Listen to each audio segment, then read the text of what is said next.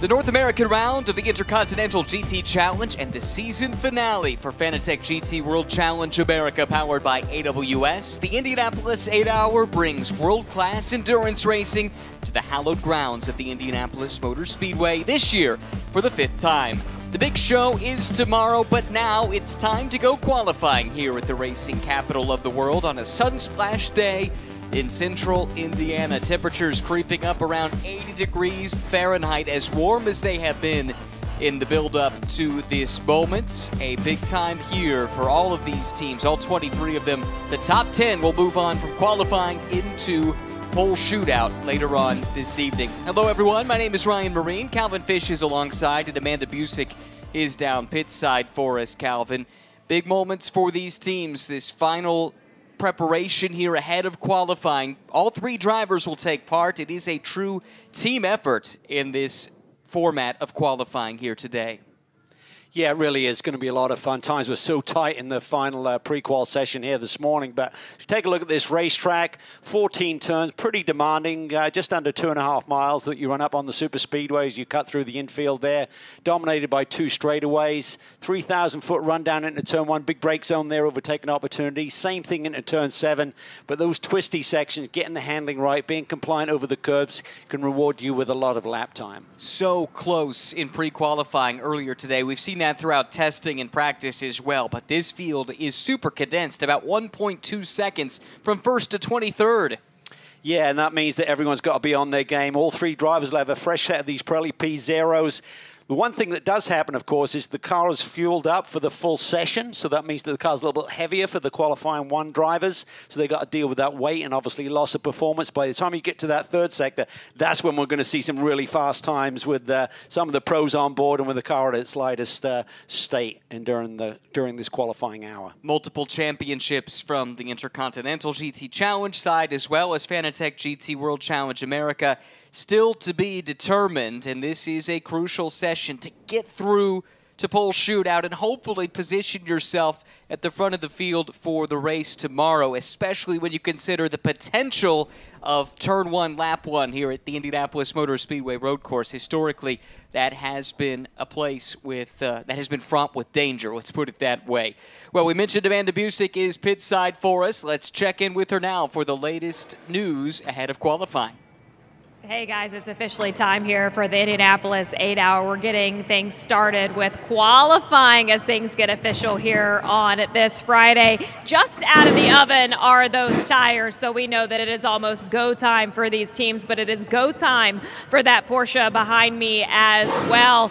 They were fastest in pre-qualifying here today, but they're also the championship leaders currently in our pro class in Fanatec GT. They had a big opening weekend in Sonoma, but it was the arrival of that DXDT Corvette that has kind of stolen some of that spotlight that Porsche has been able to garner here this season, and it's all going to come down to the punctuation of the season in 8 hours tomorrow, but it starts right here in qualifying, and we get the gift of watching how this one goes. You'll remember 1 year ago, it was the 3rd teammate of this Porsche here this weekend that's come in, Lauren Heinrich. He was able to put it on pole last year. We'll see if he can do the same here today, later in the pole shootout, but first we start with qualifying. Thanks, Amanda. You're right, that's one of the stories to keep an eye on. This team, this is the 2nd straight year that Adam Adelson and Elliott Skier have come into the finale with a chance at a championship. They fell short by 17 points last year.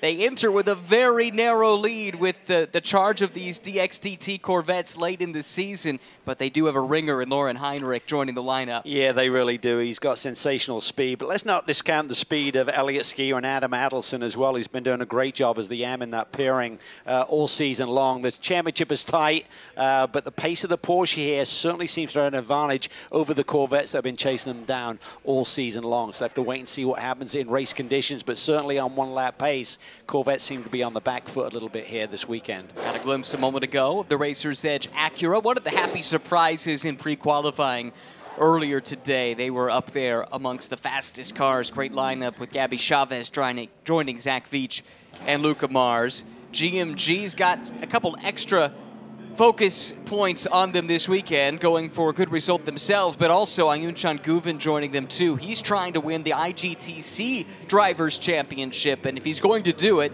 he'll do it as part of a Pro-Am lineup, unlike most of his sparring mates that are going for the title this weekend. Yeah, it's going to be a heavy load for that team, but I think for Kyle Washington, he's really been great this year in terms of learning the racecraft, and he's always had a bit of speed, but now he's really turned into solid results, making the right decision. I think if he can keep his nose clean during the first phase of this race, I think the car is the pace. Their two drivers certainly have the pace to fight with the best, so it's not over. Everyone's thinking, okay, BMW are going to come through and sneak it away from him. One of their drivers, they're loaded up with the two WRT teams to try and get that Drivers' Championship. But I think GMJ could certainly give them the platform to fight for that. All right, time to go with the first of 3 sessions in this qualifying that leads to the pole shootout. Top 10 move on to the shootout this evening at 5:35 local time. Each driver takes part in one of the 3 sessions. The best laps from each of the sessions combined together. That's ultimately what sets the grid from 11th on back and then determines the 10 cars that will go for pole. Some of the drivers in Group 1 here, qualifying 1, include 3-time IndyCar champion Alex Palou, Justin Rothberg, who's going for a GT America Championship this weekend, Supercars veteran Jaden Ojeda in the field here as well. How about Kenton Cook, a star here on North American shores? The youngster Luca Mars, who's been so impressive all season long, and Alec Udell, who is undefeated on the season since joining at Circuit of the Americas with DXDT. Some big star power, even though this is going to be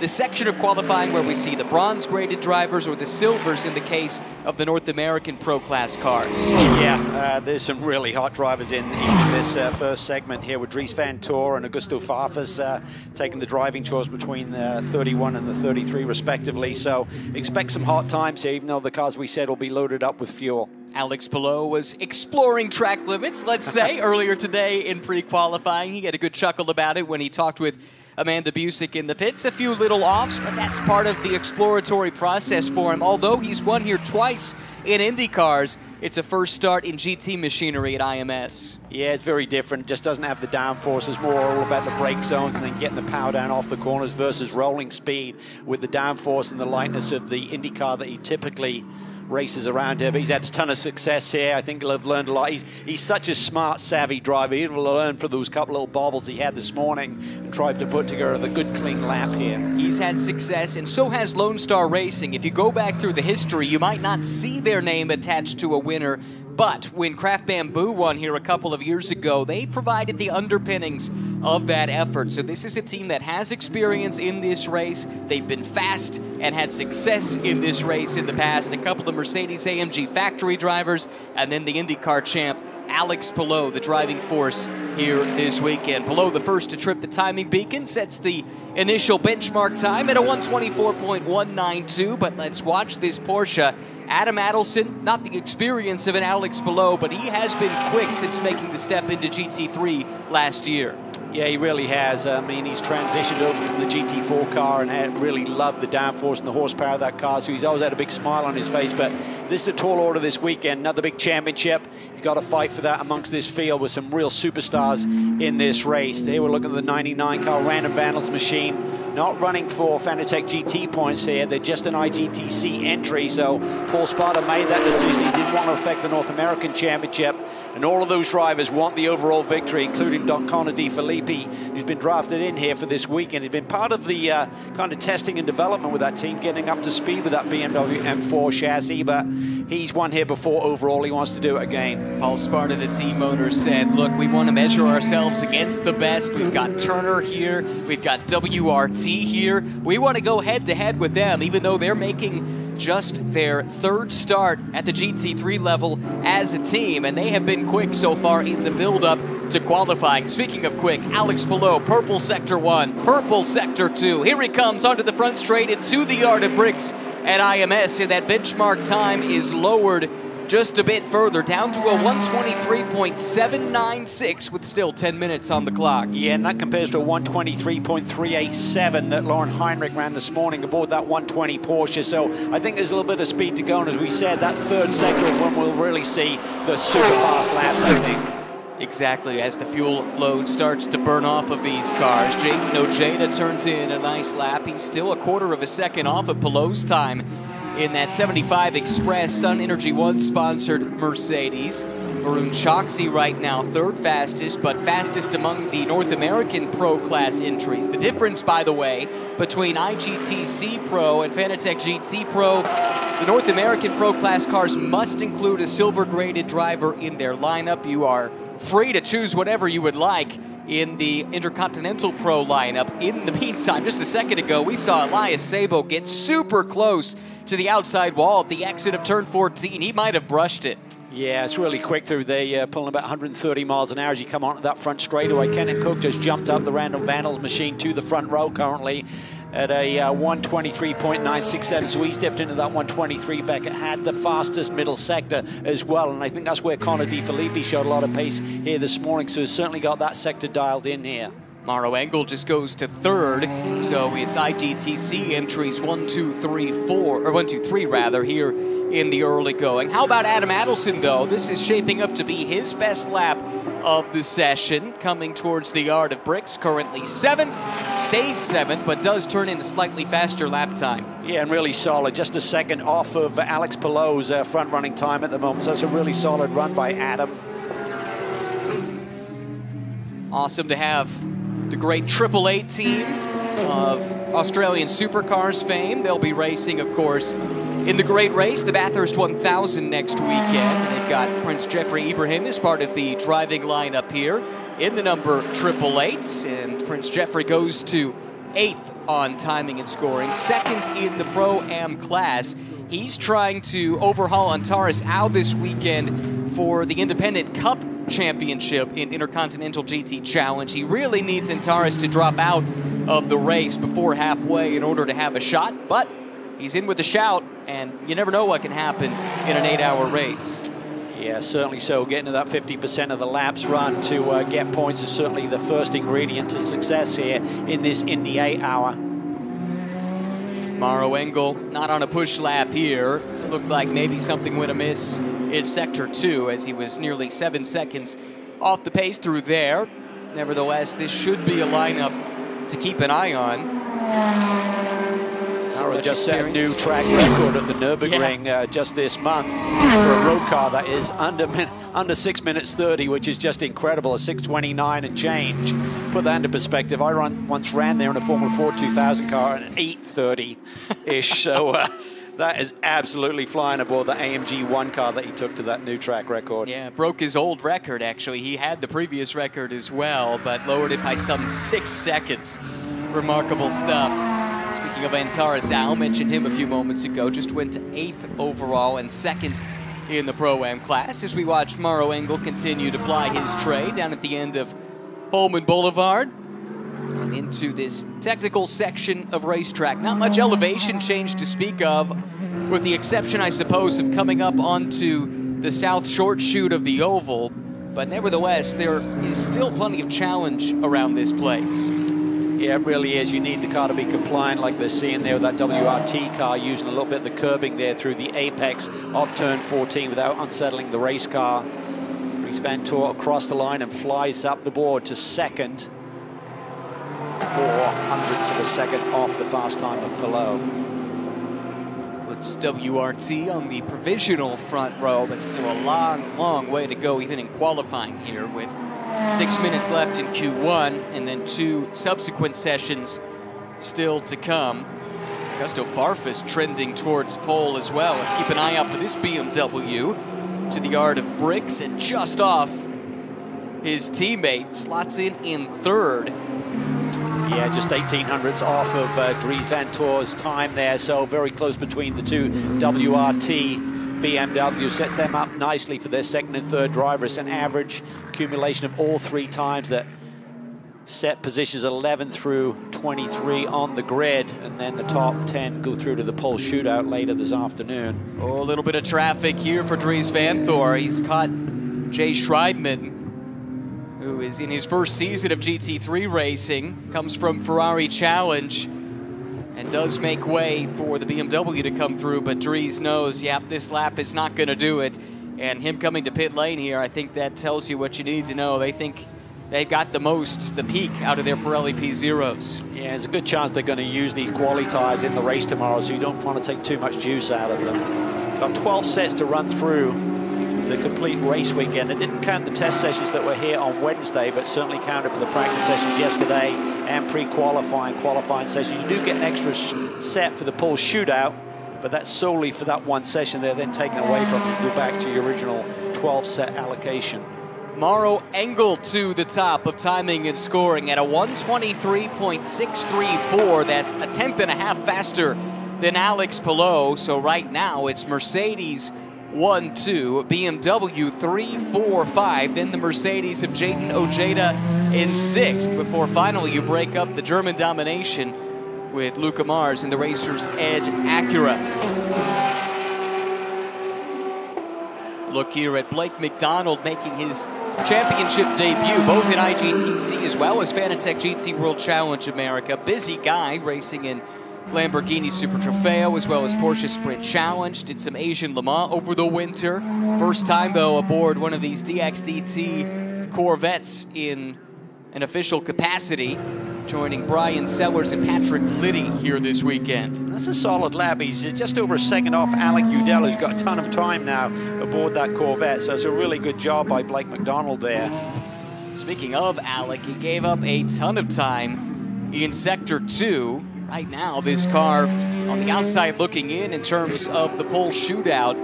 They've been struggling this weekend. The two Corvettes were at the bottom of the time charts in pre-qualifying. And that is a surprise. This is the car, well, a surprise in a sense, because this is the car that has won the last 8 races in Fanatec GT World Challenge America. But I do think if you spoke to the team coming in, they were looking at the way that the regulations were, what they were going to be working with. They did expect it to be difficult. Yeah, I mean, they're down about 10 kilometers an hour, according to the team, along the straightaways compared to some of the other brands, and that's hard to make up here at Indianapolis. I mean, the track, you talk about the twisty stuff, but there's 2 very long straightaways at 2,400 and 3,000 feet respectively, so if you're losing that much ground there, hard to make up that gap by the end of the lap. Very good chance that the 2 full season drivers in this car, Jeff Burton and Philip Ellis, could end up second in points on the season. They have a couple of wins. It's been a remarkable year for regulator racing. Jeff Burton, his first 2 wins in GT3 competition, using a unique strategy. They kind of chuckled and said, you know, we can't really do that here in the 8-hour format, what they've been doing with so much success this year, but they're very, very confident, and they've got a rapid young Finn in Elias Seppänen as the 3rd driver in that team, who's fit in nicely by all accounts. I watched them interact while we were chatting earlier in the weekend, and Philip Ellis apparently has Elias hooked on Diet Coke, which apparently is the secret to Philip's success. Diet Coke and ice cream. Ice creams are pretty popular over there with that group as well, so they're getting him on the wrong track in terms of his dietary regime moving forward. But fun young man. Spoke to him yesterday. His hero growing up was Mika Hakkinen, Finnish Formula One world champion, so superstar there. So if he can follow in his footsteps, he'd be doing pretty good. Only his 2nd time in the States, came on a family vacation, and he was about 12 to Los Angeles. And as a native of Indianapolis, I did apologize. Indy's not quite as exciting as Los Angeles, but we do have a pretty nice racetrack. Yeah, we do. Everyone wants to win here because those bricks are something special, but it's only his first time racing a GT3 car out of Europe as well, so 2nd time here in the States, but first time racing a GT3 car outside of Europe, where he tends to do most of his stuff. Here is Kyle Washington down the order right now, as you could see, shown in 21st, but that I think would really be 20th. There's an errant car holding the 20th position there. We do have 23 cars entered. Jake Peterson here, making his 2nd start in this race. Last year was part of an entry fielded by Reardon Racing. Doing a good job in his first full-ish season of GT3 racing this year. Yeah, it's a solid lap for him. Yep. Yeah, right now has that car 10th. That would be good enough to advance to the pole shootout with some strong drivers yet to go in that lineup. Time running out, as you can see on this 15-minute session. then followed by a 7-minute break before the second qualifying driver is released from pit lane. How impressive is this for Alex Palou up against some GT stars like Maro Engel and Dries Vanthoor and Augusto Farfus? And he's right there. I mean, he was on provisional pole for the majority of the session, ends up less than 2/10 off of Maro Engel's time in like-for-like machinery. Yeah, I mean, impressive, but not surprising. I mean, the kid is just so talented. I'll call him a kid, 3-time IndyCar champion already, but just supreme. Just his poise and his mentality and personality is just well-suited to the high-pressure motorsports. Scored his second championship before he turned 26. Only 4 other drivers had accomplished that feat. Sebastian Bourdais, AJ Foyt, Sam Hornish Jr., and then Louis Meyer. Might not be a name most people are familiar with, but he's the one who got the drinking the milk tradition started here at the Indianapolis Motor Speedway. So that's a pretty good list to be associated with if you're an IndyCar driver. Yeah, looking at that group and him returning next year with Chip Ganassi Racing, I don't expect that list of championship wins to stop anytime soon. A really strong effort for Alex to put that car in a position certainly to challenge to make it through to the pole shootout. But Maro Engel has bragging rights here in qualifying 1. Checkered flag is out, and the driver changes will be underway here shortly. New set, sticker set of Pirelli P0s ready to go as well. And we'll turn our focus then on to that second group where some of the big star power really comes to play. Shout out to Kenton Cook as well, 5th right now for the Random Vandals Racing entry, and only a 10th or so off Dries Vanthoor and Augusto Farfus with the heralded Team WRT. So great job by Kenton and the whole group there. That's really a testimony to how quickly they got up to speed with that BMW. Let's take a look at the results from qualifying 1. It is the Group M car from Mercedes that sits atop the standings, ahead of Lone Star Racing, then the 2 BMWs from WRT, and Random Vandals in 5th. IGTC Pro entries taking the top 5 spots, then the fastest from the Pro-Am ranks. Really nice job by Jaden Ojeda, who has Kenny Hubble and Lucas Auer in that car with him. Then you get to the front runners from North America, and how about this? Luca Mars with the quickest of the North American Pro times in the Racers Edge Acura. Really good effort by him. That puts them in a strong position to try and make it through to pole shootout. Ahead of ST Racing 888, they're in 9th. And RS1, thanks to a good lap by Jake Peterson, 10th fastest. Yeah, some really solid runs. Varun Choksi did a nice job there to set up Philip Eng, who's coming off a huge victory here just a couple of weeks ago, overall win in the GTP machine here across the yard of bricks. So he's on a high right now, and spoke to Bill Auberlen a few moments ago. He said they didn't have the car in the right window this morning, but we'll make some changes for qualifying. It seems to be working. And then you see DXDT Racing, Alec Udell, best he can do, 12th overall in that group. And they've got some work to do to try and take home a title. Let's go down to Amanda Busick now with Maro Engel. You're pretty good at this fastest lap thing around the world here as you bring it to Indianapolis. It was on your 4th lap there that you were able to set that one. How did you know that the Mercedes was going to give you that? Yeah, obviously a little bit difficult to bring the tires in. I think pretty much for everyone it shouldn't be the first lap here. It should be 2nd, 3rd, or even 4th lap. And had a bit of traffic there in I think 2nd, 3rd lap. So in the end the tires only came on that last lap. What are your expectations as we move further along through qualifying?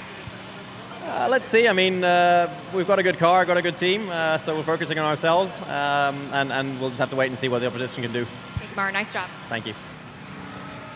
I think at this point, what you really need to think about is, it's a bit like Formula One qualifying.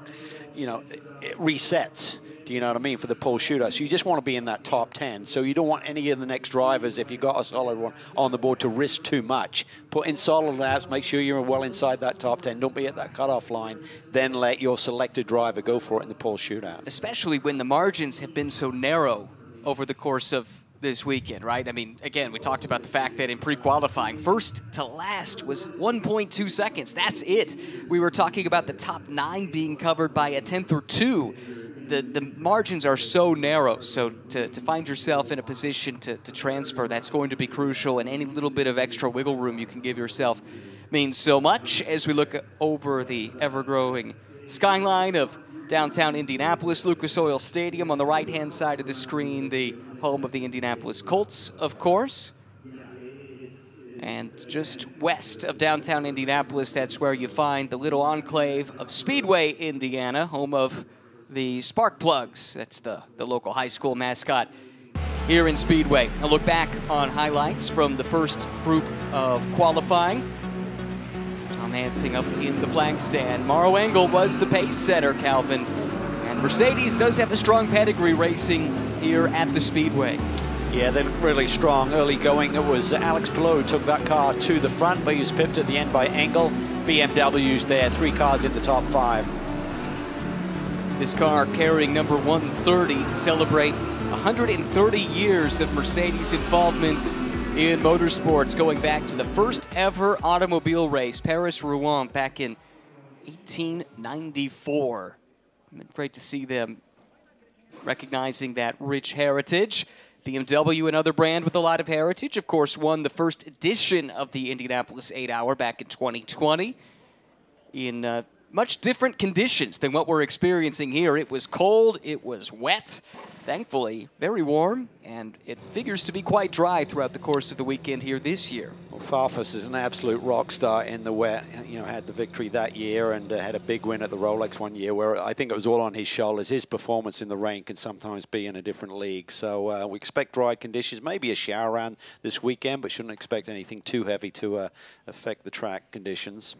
Second driver is getting aboard now, which means we are close to rolling off. And there you go, green flag waves. A number of cars going out instantly, others choosing to wait a little while. Any thought to the strategy that might be in play here? Well, the track will ramp up a little bit as we get more and more rubber down. So the key is just getting a clean one, I think. As we talked about, it's important for those teams who already have a rock-solid lap on the board not to do too much risk. Just need a nice, clean lap. Keep it nice and tight. Rock through to the pole shootout, and then you put it all on the line. First car out is Fabian Schiller, 2017 GT World Challenge Europe Sprint champion in the silver class, and he'll be the first one to take to the track here for Q2. And while we have the chance, let's hear from a few more drivers with Amanda. Hey Ryan, yeah, and racing amongst the IGTC teams this weekend is that of the Random Vandals BMW, as you've been talking about. And Kit, you got out of the BMW and went like this. What did that mean? It was all right, yeah. Yeah, we've come a long way with the Random Vandals BMW GT3 here, from first starting our season in Road America, and then now here at the Indy 8-Hour with Connor Daly and Connor DeFilippe as amazing teammates. We're trying to hit the ground running, so we can have a good year next year and use this as a learning experience.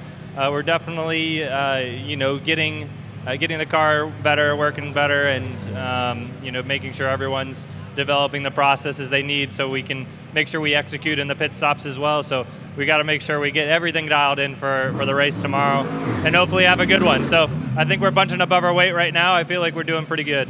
Well, as teams are out on their outlap and we get ready for this qualifier 2 for driver 2, what did you tell Connor Daly before he left? I said, go fast and don't suck, and it doesn't turn, but then it turns and then it doesn't turn. So in very descript terminology, but he's going to go kick butt. He knows how to drive, so we'll see how he does here. Thank you, Kitten. Guys, I'm dubbing this team Kitten and the Connors, Indy's fabulous wedding banquet band coming to a wedding near you. Maybe they'll play at the banquet at the gala on Sunday. That would be all right. 11-time Indy 500 starter Connor Daly led 22 laps in this year's edition, finished 10th. One of 3 consecutive top 10 finishes he's had in the greatest spectacle in racing. Here is Schiller, though, for Lone Star Racing. First one to set a flyer, or he will be when he gets around. He's got one of the AF Corsa Ferraris behind in the Monegasque driver, Cedric Spirizuoli. Yeah, I think for these drivers, for Schiller, he just wants to get out there, back up Palou's early lap there and just put a solid one on the board. Try not to take too much life out of these Pirelli P0s because, as I said before, chances are you're going to be using these tires in the race with the allocation that you have.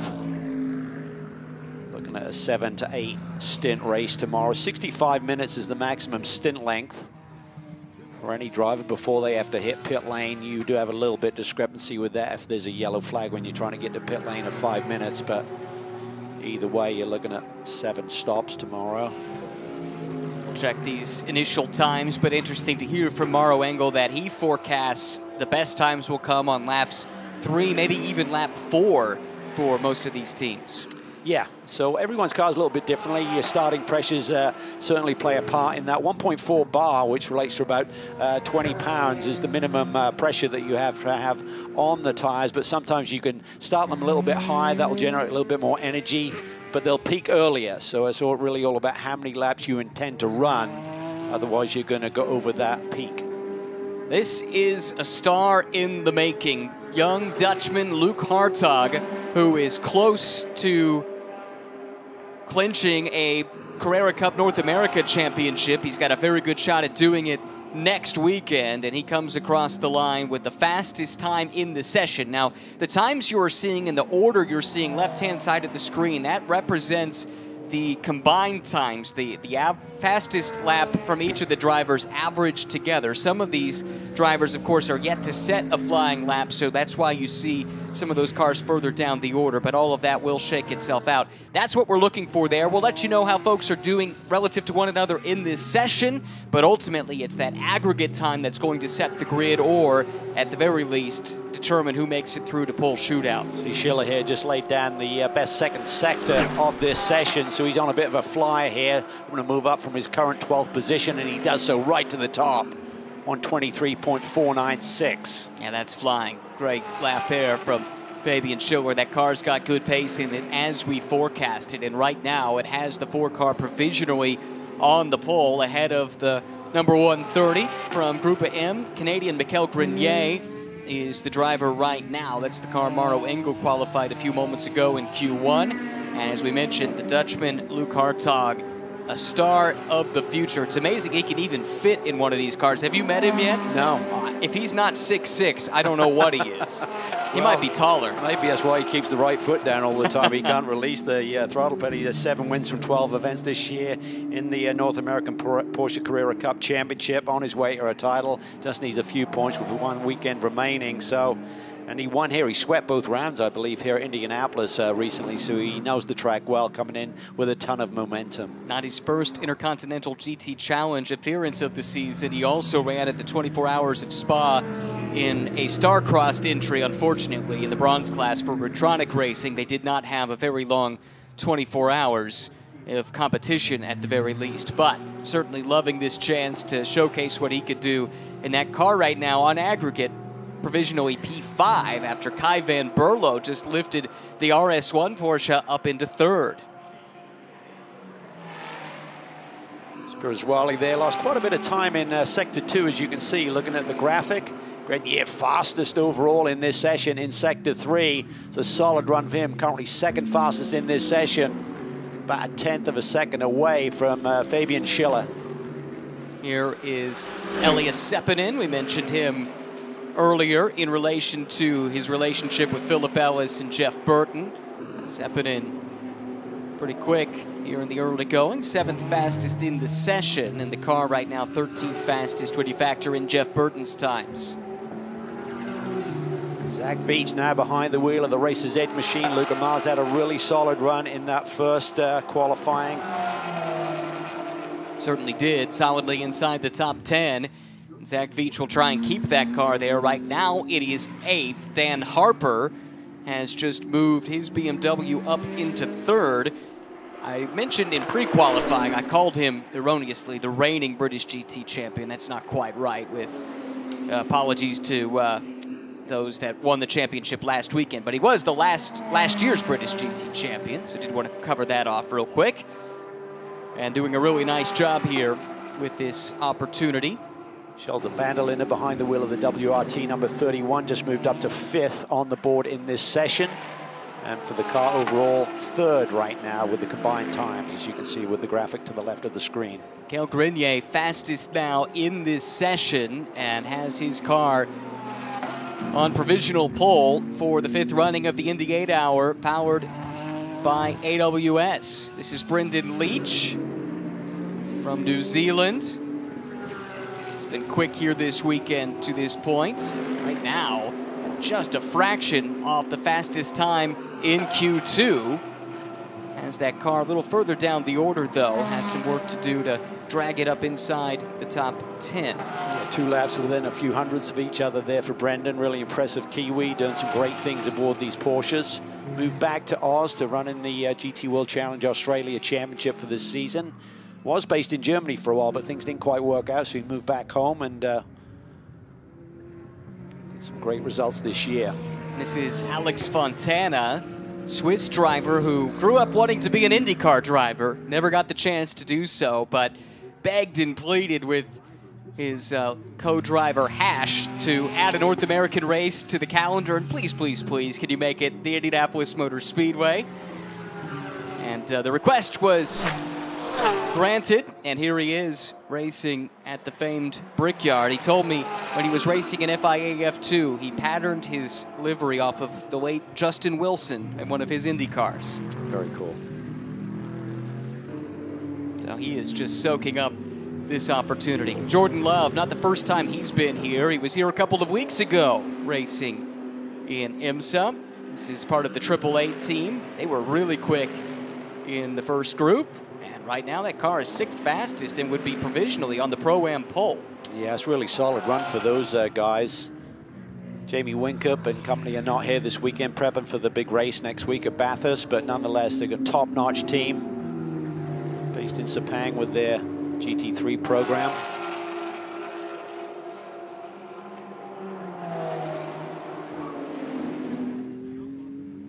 WRT going to work here, currently 3rd and 4th with the 31 and the 33. This Sheldon van der Linde digging deep here, personal best on the first 2 sectors. Can he creep up the border? Yes, he does. Jumps 2 positions up to P3 and just 900ths of a second off of the fast time of the session. Really solid lap by the South African. How close do you like it, Cal? I mean, the top 4 in this specific group of qualifying are separated by 37 thousandths. 4 cars in 37 thousandths of a second. Yeah, that is wild. Patrick Gallagher aboard the number 29 machine for Turner Motorsports, very much in that Pro-Am Championship. Robbie Foley and company digging deep here. They need a big weekend, but it's still possible for the championship. Ohio native Patrick Gallagher does not improve. That car 14th right now. Kenny Habul, multi-time Intercontinental champion in his own class. Jaden Ojeda was quick with that car in the first round of qualifying, but it's dropped outside of the top 10 here, factoring in Kenny's times with under 4 minutes to go in Q2. The third driver's going to have to dig deep to climb back into that top 10 to be in a position for that pole shootout later this afternoon. But Kenny, such a personality, now established his own team based in Munich, Germany. He's running collaboration with other customer racing teams over the years here, but he's doing his own thing now. They've got Lucas Auer set to run in the 3rd leg of this qualifying relay. Very quick driver with a lot of experience in these Mercedes, so they're right there on the cusp of making it through to the shootout. Oh, Jordan Love, what a lap he was on. Just a fraction off of the fastest in this session through Sector 1. Slipped off a little further in Sector 2, but he's putting something nice together. So is Tom Sargent, by the way. We've been talking him up over the course of the day today. That car a ways down the order at the moment, but... Big lap there by Jordan. Yeah. Finishes it off. Nice 3rd sector there. Personal best, so 123.64, so about 2/10 off the fast time. Moves that AAA or keeps them well inside the top 10. That's really solid right now, P6. Here is Sargent onto the front straightaway at the Speedway. And he does his personal best. That car still, though, down in 17th on combined times. But his time is the 8th fastest of this group. Alex Sims drafted in. He said there's a ton of pressure for what the 2 boys, his co-drivers, have done.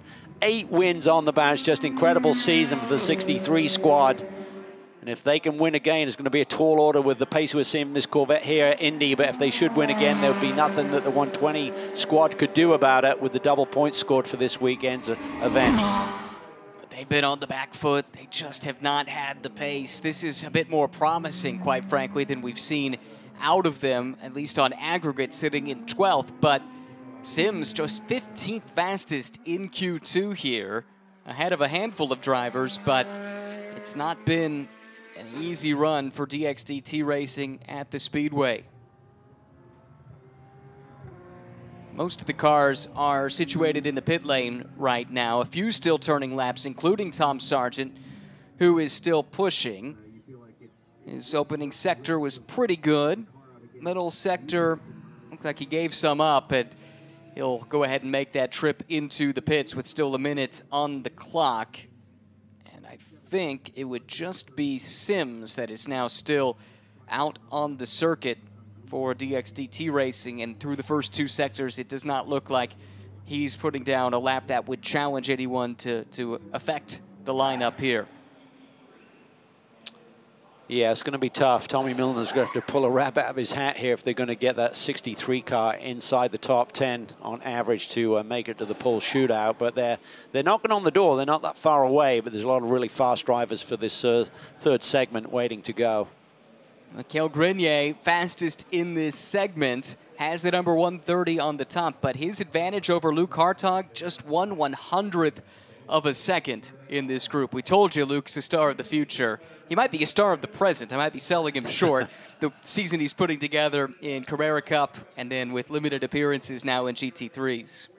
Yeah, so many young, talented drivers coming through. I mean, Porsche have such a great motor racing ladder with their Carrera Cup programs around the globe, and it just really feeds them these top young drivers with the sim programs and everything that are used to develop these young talents. They just come in and seem ready to go and to do great things. Checkered flag is out at IMS. 2 of the 3 qualifying segments complete. 1 still to go. Top 10 move on to pole shootout. That will be at 5:35 this evening. Positions 11 through 23, though, will be set here in this combined 3-session qualifying. That was Lucas Auer getting comfy in the 75 Express car. These are the combined results through 2, and look how tight these margins are. First to second, less than a tenth, and it's 18 thousandths back to third. Importantly, though, let's look at 10th, 11th, 12th, those cutoff areas. Veach and company, Racer's Edge to ST Racing, 16 thousandths. That's the difference between having a chance to go for pole or not. Right now, DXDT Racing just on the outside looking in by less than 0.2 of a second. We told you it was going to be incredibly close, and that's the way it's played out. Yeah, but look at 7th through the 11th. Yeah. Someone's going to be the odd man out there, and I think that's where the real factor is in the competition. Who's going to jump into that top 10? Who's going to be left just outside? Really impressive stuff from Triple Eight JMR with the fastest Pro-Am time through 2 segments here, and they still have Arjun Maini waiting to bat cleanup for them this weekend. Yeah, provisionally on pole, one of 2 Pro-Am cars that are in a position right now to make it through to the pole shootout, and it was a Pro-Am car that started on pole a year ago. Yeah, so if you can just get through and have a hot shoe behind the wheel, you can pull a surprise like we saw last year with young Lauren Heinrich.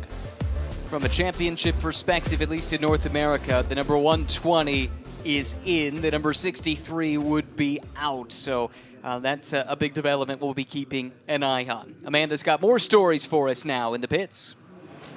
Yeah, Ryan, in that 130 Mercedes reigns top overall in that aggregate, and Mikaël Grenier just finished up as the qualifying driver number 2 in this session. What kept you honest during your track out there? Yeah, I mean, it's never easy. There's a bit of tire drag here, so we have to try to do the lap time quite early in the run. We've improved the car a lot since this morning. Still some bit of work to do, but we are pushing and trying to get everything out of it. Thank you, Mikaël. Thank you.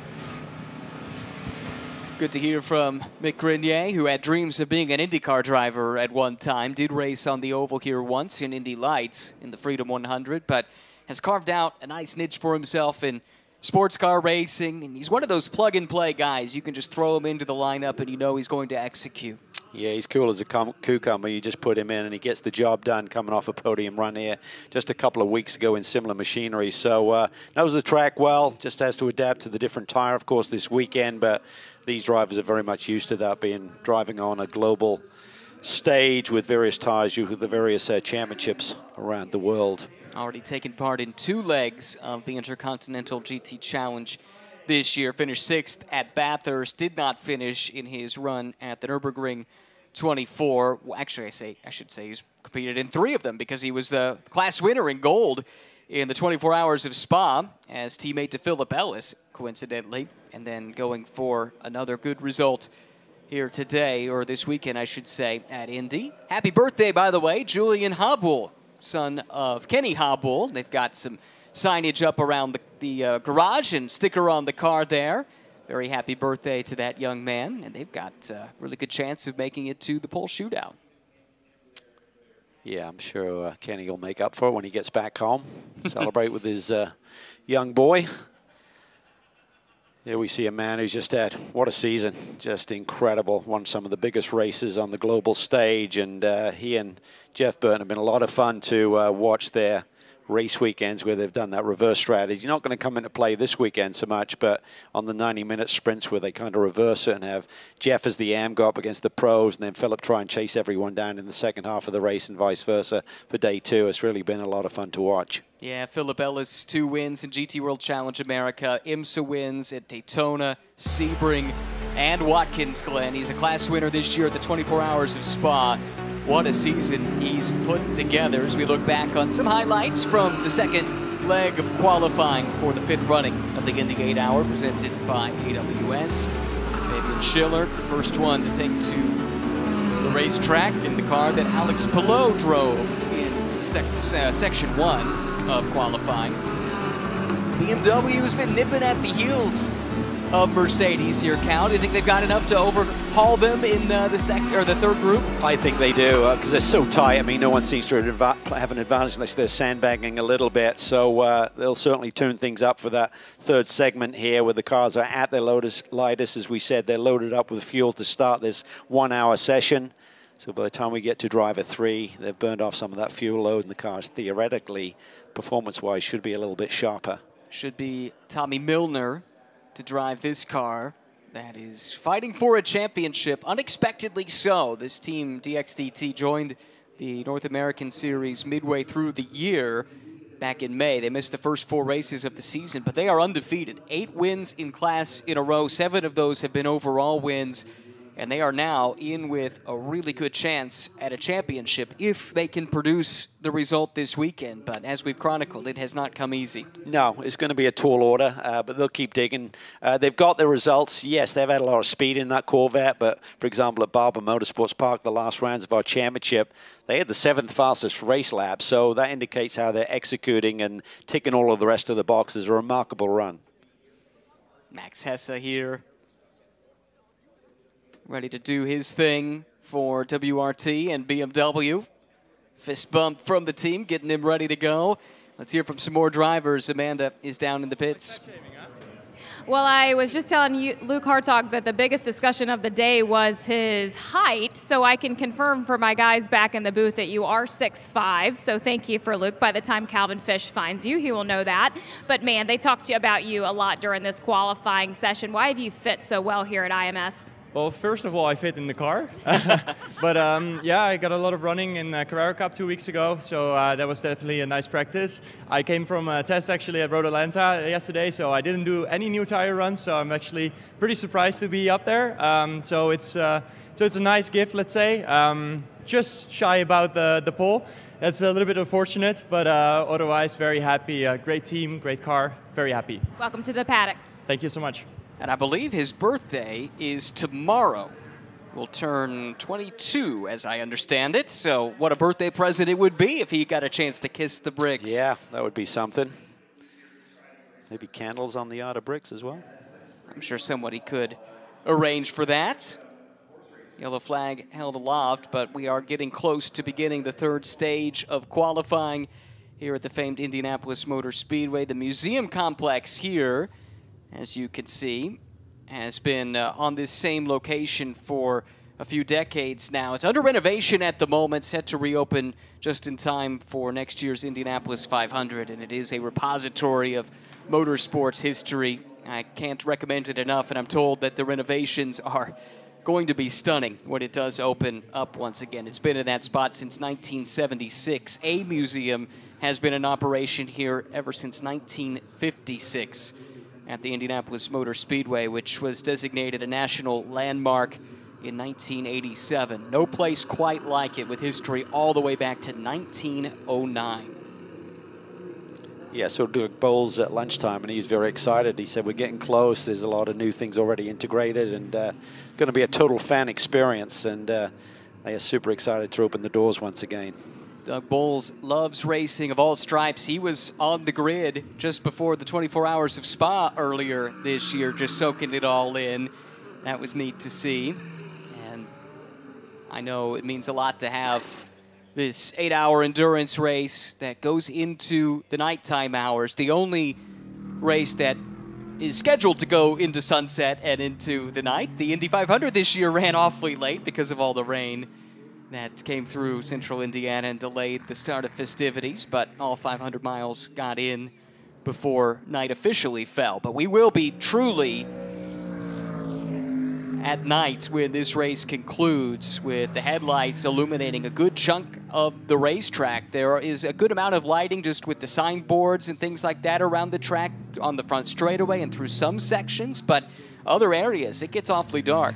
It does, and the team certainly went to work last night in that practice session, mimicking the hours of the final couple of stints of the race for tomorrow to get the headlights dialed in and make sure the drivers have everything they need to tackle this racetrack in the darkness. It's going to be a spectacular finish here tomorrow, but right now it is go fast time.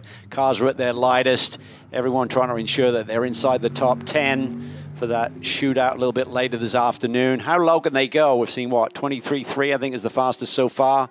I don't think going to dip into the 22s, but who knows in that pull shootout? It should be a little bit cooler by that stage of the day.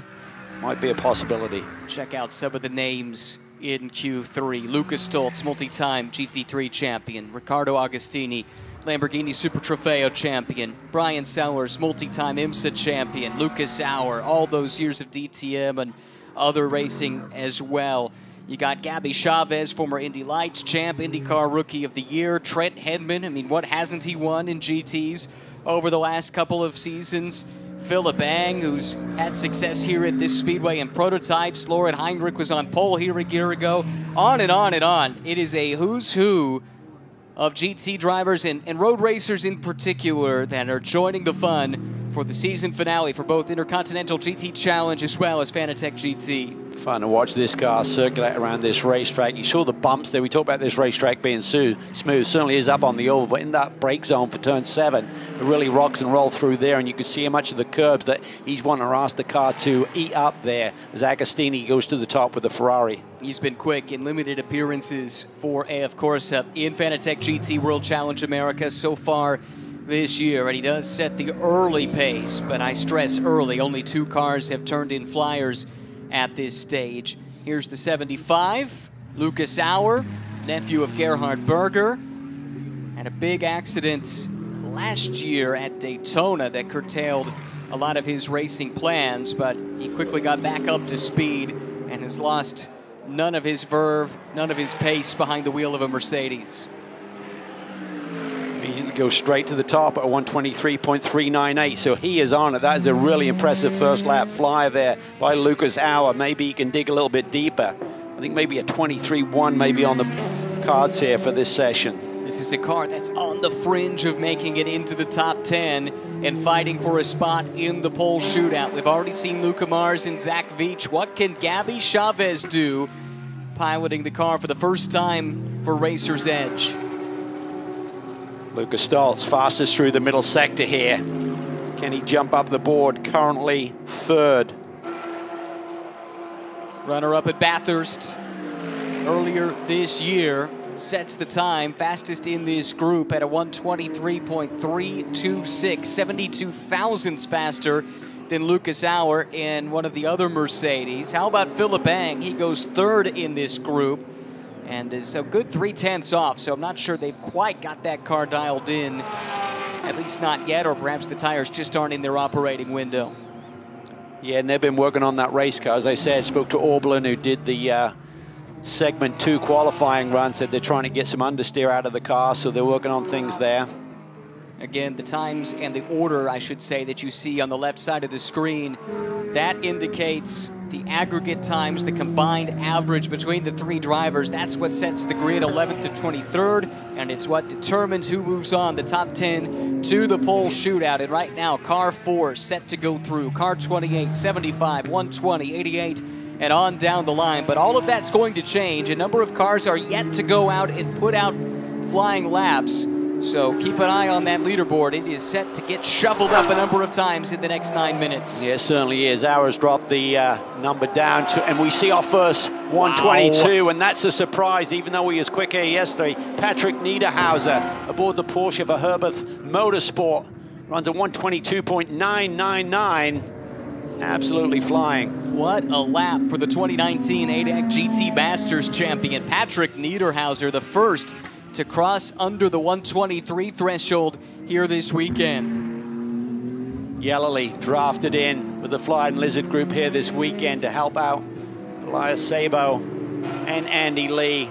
They love having this Brit on board to steer them in the right direction with this relatively new BMW race car. That car is on the outside looking in 11th at the moment. Niederhauser, by the way, just went purple in Sector 1, so he's not slowing down at all. Let's not forget that number 10 car from Herberth. They look like they could be in a position to make it through to the shootout. WRT just starting to wind up their fast laps now. On board with Charles Weerts. He's the top BMW driver in the IGTC Championship, 6-7 points back right now. They need a solid weekend. Got to get past that 50% mark, score points, and then finish as high as they can, but they're certainly a favorite.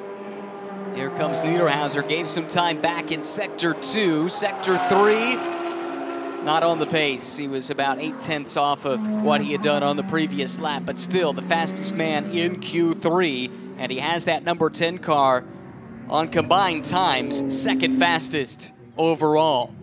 Can he do it again? Lauren Heinrich, drafted into the Wright Motorsports team. He sat on the pole, or had 2 fastest laps here in Porsche equipment over the last 12 months. Can he make it 3? Here he comes to the Art of Bricks. Lauren Heinrich goes to the top in the group, and that drags the number 120 up to P2 overall. Fantastic stuff. What a superstar. Going for a second straight pole at the Indy 8 Hour. How about Jules Gounon, reigning Intercontinental GT Challenge champion? This car's been quick through the course of practice and qualifying. Never mind that it arrived a little bit on the late side. But goes 4th in the session, but on average, that brings that car back to the top. Provisional pole for the 130. Now Philip Eng. Oh, this is a good start to a lap for the Austrian. Less than 1/10 of a second off of the best opening sector. Gave some time back through the middle, though. Tricky braking zone there as he leaps over the curb there. Chews out a bit much of that curbing there. Two-wheeling it through, just trying to dig deep, find a little bit more pace. This car is in, but barely. 9th right now on combined times. Eng looking for a bit of wiggle room for himself, for Bill Auberlen, and Varun Choksi.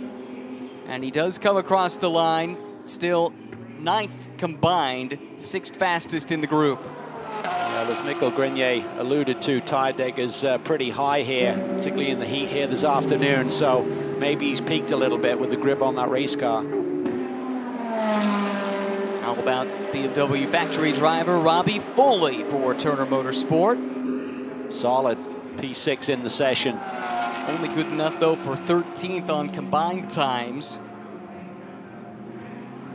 But you're right, his pace is good relative to some of these other heavy hitters. Can keep them in the mix come the end of 8 hours tomorrow. 5 minutes to go to determine who makes it through to pole shootout. Top three separated by just over 1/10 of a second. Extremely tight once again, as we expected with the cars being a little bit lighter later in this hour session. They are setting faster lap times by each segment as we go through the order. Connor DeFilippi has just taken the Random Vandals car to 4th in the overall.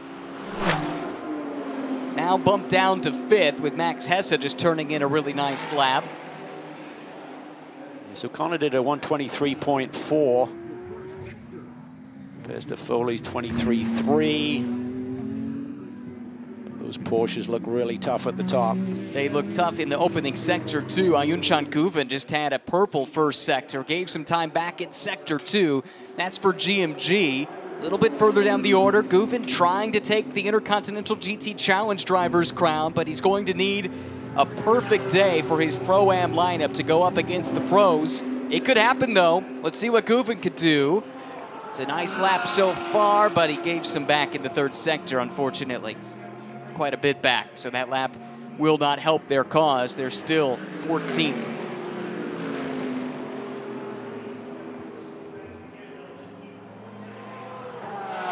It is tight. Look at that, 23 thousandths of a second, 10th to 11th. Another 27,000, 11th to 12th, and then 6 thousandths back to 13th. And that's when you combine an average of 3 drivers. Yeah, that's right. So it's super tight. We expected that cutoff line to be really critical in terms of getting a good clean run here in segment 3 of this qualifying session.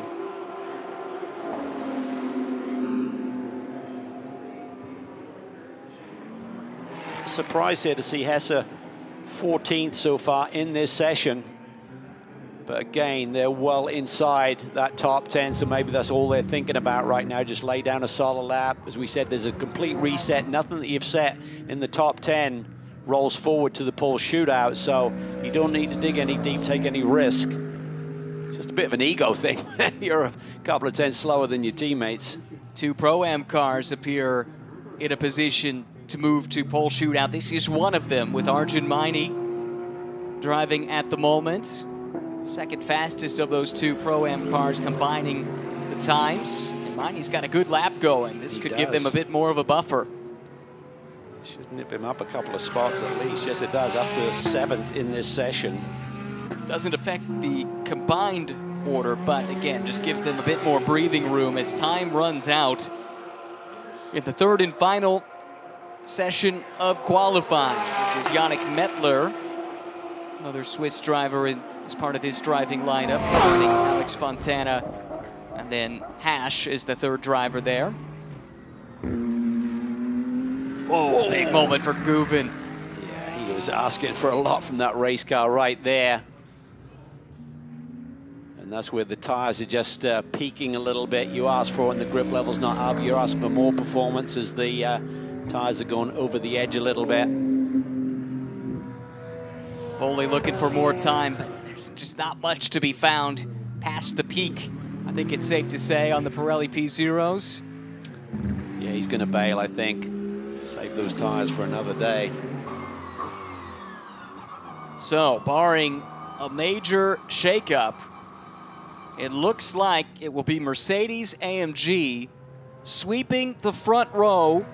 Well, I speak too soon, that's not right. Taking the top 2 spots headed to pole shootout, then we'll see who sweeps the front row. But Mercedes with 3 cars in a position to move on. 4 from BMW, 3 from Porsche. The German manufacturers, as they are wont to do, controlling the top of this session.